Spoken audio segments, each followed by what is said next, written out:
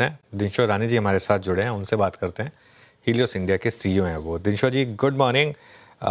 कब खत्म होगी ये पेन, खासतौर से ब्रॉडर मार्केट की लगातार काफ़ी सेलिंग प्रेशर आया मार्केट में पिछले 4-5 महीने से। जी अनुज जी, धन्यवाद आपके शो पर आमंत्रित करने के लिए। और आपके और आपके दर्शकों को वेरी गुड मॉर्निंग। तो आपने जो ये पेन की बात की, वो एक्चुअली ऐसे लग रहा है कि अभी आस्ते आस्ते रिसीड हो रहा है, क्योंकि आप अगर जो मोमेंटम देखें फॉल का, तो वो थोड़ा वेन हो गया। मतलब वो जो 2-2.5% गिरते थे, वो अभी ऐसे दिखते नहीं। और एक्चुअली स्टॉक्स भी जो 4-5% गिरते थे, तो काफी कम दिखने लगे हैं अभी गिरने को। But anyway, I am not saying कि यहाँ से अभी एक आपको अपसाइड दिखेगा। हमें ऐसे लग रहा है कि एक्चुअली आप अगर जो सिट बैक करें और ओवरऑल वैल्यूएशंस भी देखें, तो पहले प्रॉब्लम था वैल्यूएशन का, काफी स्ट्रेच हो गए थे, जो कि था एक्चुअली सितंबर में। आप देखें, लास्ट ईयर सितंबर की बात करें 24 की, तो हमारा जो प्रीमियम था वो एक ऑल टाइम हाई चला गया था विज़ावी द वर्ल्ड इंडेक्स। मतलब एमएससीआई इंडिया का वर्ल्ड एमएससीआई वर्ल्ड की बात करें, उसके ऊपर प्रीमियम 26-27% कुछ प्रीमियम हो गया था, जो ऑल टाइम हाई था। तो आज की तारीख में वो प्रीमियम 3-4% रह गया, which is again all time low. तो अभी आप सोचिए, दोनों साइड का आपने मुंह देख लिया। और वो इसलिए देखा है क्योंकि यूएस काफी स्ट्रांग हो गया। ये पिछले 3-4 महीने में यूएस ने काफी अच्छा किया है, रैली किया है। तो उसके चलते हमारा प्रीमियम काफी कोलैप्स हो गया। तो हमें लग रहा है कि अभी यहां से एक जो कंसंट्रेटेड सेलिंग है, वो शायद एक थमनी चाहिए आपको अभी से। और आपने देखा भी है, जैसे ही कोई मतलब एफआई की अगर जो बात करें, तो जैसे ही कोई प्लेसमेंट होता है, अच्छा प्लेसमेंट होता है, या तो कोई नया आईपीओ आता है, तो पार्टिसिपेशन तो उनका काफी हद तक रहता ही है। तो इसलिए हमें लग रहा है कि they are also looking at India very constructively now. और दूसरा, आप अगर जो डोमेस्टिक वैल्यूएशन की बात करें, तो अगेन ऑब्वियसली लार्ज कैप तो काफी हद तक आपके 20 साल के एवरेजेस पे आ चुके हैं ऑलरेडी वैल्यूएशंस। और मिड कैप स्मॉल कैप की बात करें, तो यहाँ पे भी पॉकेट्स छोड़ के जो फ्रॉथ है, जहाँ पे अभी भी आप दूसरे देखेंगे, तो काफी हद तक यहाँ पे भी आपको एक वैल्यू दिख रही है। तो अल्टीमेटली आपको यही कॉल लेना पड़ता है अनुज जी, कि ओवरऑल मार्केट अगर जो आप साइड में रखें, परे रखें, और आप खुद के अपने स्टॉक्स देखें, तो हमें तो एक्चुअली ये लग रहा है कि ये फेज इतना स्टॉक पिकर के लिए बहुत ही बढ़िया हो सकता है, एक अल्फा मैनेजर के लिए बहुत ही बढ़िया हो सकता है। बिकॉज यही फेज होता है जहां पे आपको आपके आइडियाज अच्छी तरह स्टडी करने का मौका मिलता है, कंसोलिडेशन फेज में आपको पिकअप करने का चांस मिलता है। तो हमें तो काफी हद तक लग रहा है कि ये समवेयर नियर द बॉटम। मुझे नहीं पता कि ये वेदर बॉटम है कि नहीं, but somewhere close to the bottom है। अच्छा, दिनशो जी नमस्कार। वीरेंद्र बोल रहा हूँ। आज सुबह मेरे सहयोगी आशीष ने वो एक एनएससी की बहुत अच्छी रिपोर्ट का उल्लेख किया था। अभी मैंने हालांकि ये रिपोर्ट बहुत ढंग से पढ़ी नहीं है, लेकिन अगर मैं हेडलाइन पढ़ूँ उसकी, तो प्रमोटर्स होल्डिंग दिसंबर तक आते आते 96 बेसिस पॉइंट्स रिड्यूस होकर 41.4%। प्रमोटर्स होल्डिंग का रिड्यूस होना, एफआईज की 3-4 लाख करोड़ रुपए की सेलिंग हो चुकी है। हम अकेले ही पेन झेल रहे हैं, बाकी लोग एग्जिट कर रहे हैं, ऐसा ऐसा तो नहीं है? मिड ये रिटेल फंसा हुआ है? जी वीरू जी, ये जो आपने बोला ना, आप देखिए, ये प्रमोटर की सेलिंग एक ऐसे इंडिकेशन भी हो सकती है कि काफी उनको फ्रॉड दिख रहा है, लेकिन इट्स अ अपॉर्चुनिस्टिक सेलिंग, क्योंकि आपकी लिक्विडिटी होती है मार्केट में, तो ही आपको सप्लाई मिलता है। तो ये कैश 22 सिचुएशन जैसे बोलते हैं ना, वैसा है कि आप लिक्विडिटी नहीं होगी तो सेलिंग भी नहीं होगी। तो वैसा होता है। तो I don't think that's an indicator. पर आपने जो एफआई का बोला, आई थिंक एफआई के काफी रीजंस थे बेचने के भी। एक तो ऑब्वियसली वैल्यूएशन जो मैंने बोल दिया आपको, कि उसमें तो काफी स्ट्रेच हो गए थे हम लोग, और अभी तो आप देखिए कि काफी अपीलिंग वैल्यूएशन हो गए हमारे। और दूसरा था कि ग्रोथ रेट्स, आपके जो हमारी अर्निंग्स ग्रोथ थी, वो भी काफी हद तक कम हो गई थी। पर दिसंबर क्वार्टर में जो ग्रोथ देखी हमने, एक काफी हद तक वो एक बड़ी मतलब एनकरेजिंग थी, क्योंकि मुझे लगा था कि दिसंबर और जैसे सितंबर था नेगेटिव ग्रोथ रेट, मुझे लगा दिसंबर भी शायद नेगेटिव होगा, लेकिन नहीं था। दिसंबर में तो उल्टा आपने पॉजिटिव ग्रोथ देखी। आप कमोडिटी भी हटा दीजिए, जहां पे ज्यादा आपको ग्रोथ दिखी होगी, तो फिर भी कोई 2-3% पॉजिटिव अर्निंग्स ग्रोथ ही आई थी। और मैं एनएससी 500 की बात कर रहा हूँ, निफ्टी 50 की बात नहीं कर रहा हूँ, जो कि सबसे ब्रॉडेस्ट इंडेक्स है। तो वहां पे भी आपने देख लिया कि पेन एक हद तक हो चुका है, क्लियर हो चुका है। रूरल इकोनॉमी पिकअप हो रही है आस्ते आस्ते। अर्बन डिमांड जो कोलैप्स हो गई थी, वो भी थोड़ा अभी फ्लैटन आउट हो गई है। अभी पिकअप नहीं आया है, बट फ्लैटन आउट हो गई है। आरबीआई के प्रोएक्टिव मेजर्स चालू हो गए हैं। हमारी बजट में भी काफी हद तक एक इम्पीटस दिया था कंजम्पशन को, by giving away that 1 lakh crore. जो कि in its own 1 lakh crore इतना बड़ा साउंड नहीं होता, लेकिन आप वेलोसिटी ऑफ मनी अप्लाई करें तो काफी हद तक बड़ा हो जाता है। मतलब 5 टाइम की वेलोसिटी जो नॉर्मली बात करते हैं लोग, 5 लाख करोड़ का इम्पिटस दिया हुआ है इस बजट में फॉर स्पेंडिंग। तो ये सब हमें देख के लग रहा है कि थोड़ा यहाँ से अभी थोड़ा एक्साइटमेंट आना चाहिए वापस। एक्साइटमेंट मतलब as in at least flatten out तो होना ही चाहिए। मे बी कंसोलिडेशन फेज में हम चले जाएंगे probably another couple of quarters, but जैसे मैंने बोला कंसोलिडेशन फेज में ही आपको अच्छे आइडिया दिखते हैं। वेल्थ क्रिएशन यही होता है। सो आई लीव इट हियर। बिल्कुल 22,800 के नीचे फिर आ गए एक बार, और अब मिड कैप देखिए 500 पॉइंट नीचे। और आज सुबह एक वार्निंग थी कि मिड कैप में एक मौका शायद मार्केट आपको फिर दे रहा है अपनी फंसी हुई पोजीशन से एग्जिट करने का, लेकिन इतनी जल्दी वो घूम जाएगा ये शायद ना सोचा हो। लेकिन 550 पॉइंट नीचे इस समय मिड कैप इंडेक्स, और अब 22,784। ध्यान रखिए 22,725 मंडे का लो था, तो वीकली लो 22,725 था आपका। और अब काफ़ी स्टॉक्स में काफ़ी इस समय आपको सेलिंग प्रेशर दिखाई दे रहा है। रिंशा जी, वो पिछली बार जब वो HDFC बैंक के नंबर्स आए थे, तब आप और मैं एक इवेंट में साथ में थे और हम डिस्कस भी कर रहे थे, क्योंकि सबसे बड़ी होल्डिंग रही है आपकी। हालांकि रिकवरी आई है लोअर लेवल से, लेकिन अभी भी काफ़ी पेशेंस टेस्ट कर रहा है ये इन्वेस्टर्स की, और FIs की सेलिंग शायद अभी भी इंटैक्ट है। यहाँ पर कोई चेंज ऑफ थॉट या फिर अभी भी पेशेंस रखें, और क्या ऐड करेंगे इन लेवल्स पर? जी अनुज जी, मैं सोच ही रहा था आप ये सवाल पूछने वाले हैं मुझे HDFC बैंक का, क्योंकि छोड़ते नहीं आप कभी।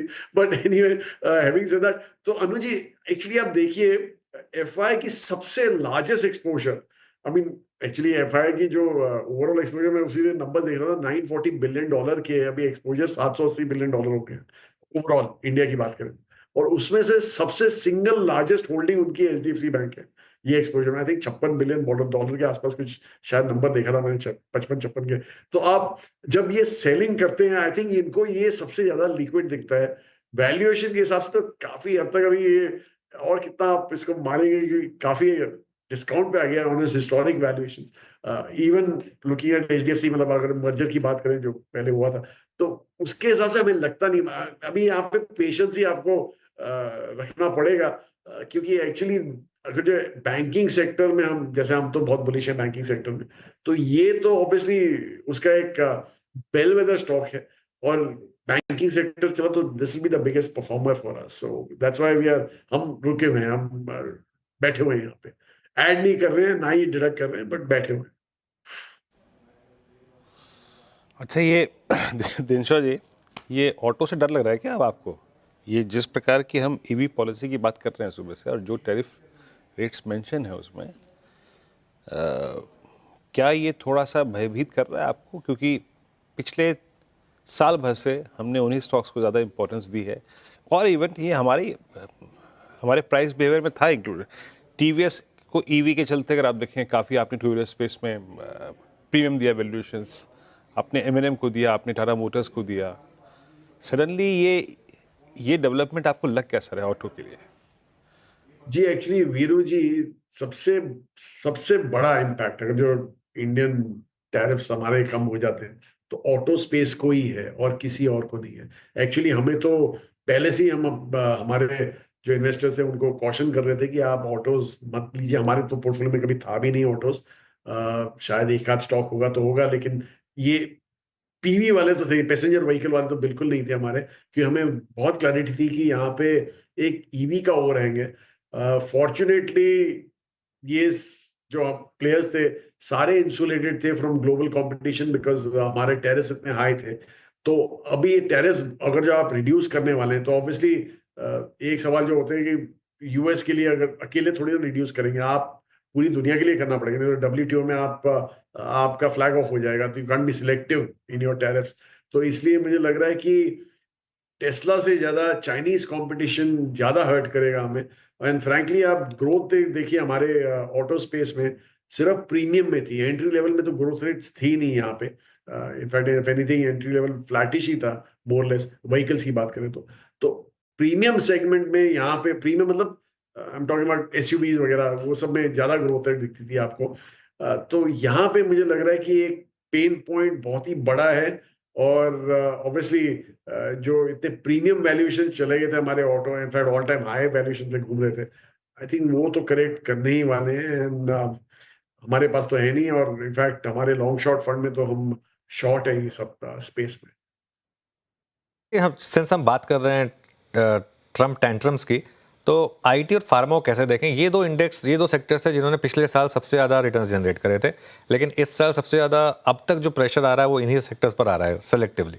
जी, आईटी की बात करें स्पेसिफिकली तो मुझे नहीं लगता कि वहां पे कुछ ज्यादा इम्पैक्ट हो सकता है अनुज जी, क्योंकि एक्चुअली आप वहां पे अगर जो आईटी अनएम्प्लॉयमेंट देखें तो इतना ज्यादा पेन पॉइंट नहीं है उस इकोनॉमी के लिए। और दूसरा, जो हमारे H1B जो डिपेंडेंस था वो भी काफी हद तक कम हो चुका है। एटलीस्ट द जो बड़ी कंपनी है उसमें, लाइक टीसीएस इन्फोसिस की बात करें तो काफी हद तक बहुत ही कम रिलायंस हो गया अभी H1B पे।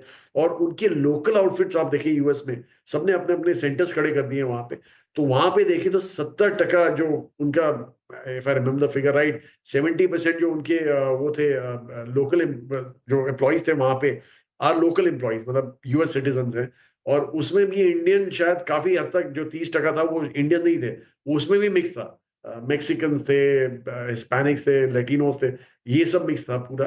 तो इसलिए काफी हद तक ये मुझे लगता है सेक्टर इंसुलेटेड है फ्रॉम ट्रम्प ट्रैंट्रम्स, पर कुछ कह नहीं सकते। बट एनीवे मुझे तो लगता नहीं है वहां इम्पैक्ट आएगा। और दूसरा, जो आपने फार्मा की बात की, फार्मा में ऑब्वियसली एक इशू हो सकता है, क्योंकि जैसे हमने पहले भी बोला था कि उनको हमारे मार्जिन दिखते हैं जेनेरिक से, जो जबकि हम तो वहां पे चीप प्रोडक्ट सप्लाई करते हैं, सब्सटीट्यूट सप्लाई करते हैं। चीप मतलब cheap in terms of pricing as compared to the branded products.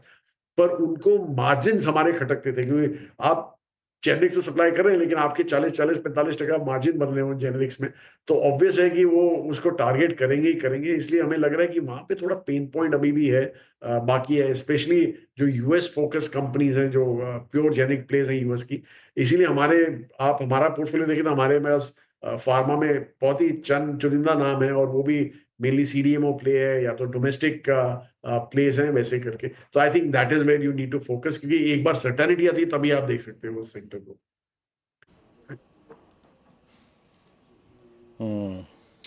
Dinesh ji, तो आजकल टाइम कैसे कटता है?